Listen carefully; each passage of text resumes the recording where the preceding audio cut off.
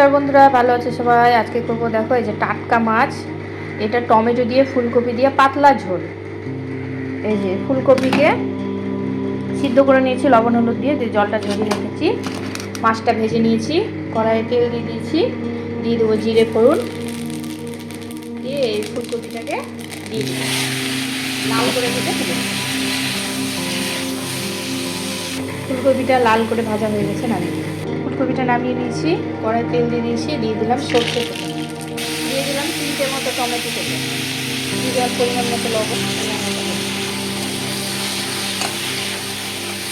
গ্যাসটাকে কমিয়ে দেবো, টমেটোটাকে ভালো করে গলিয়ে দিয়ে দিলাম কিছু লঙ্কা নিয়েছি চিড়ে।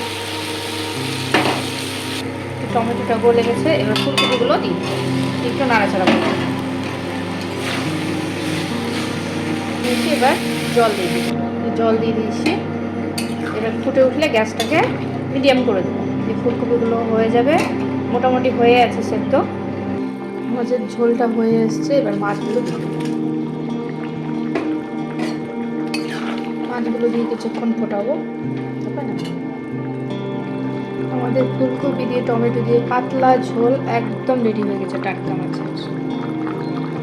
বন্ধ করে দিলাম গ্যাসটা।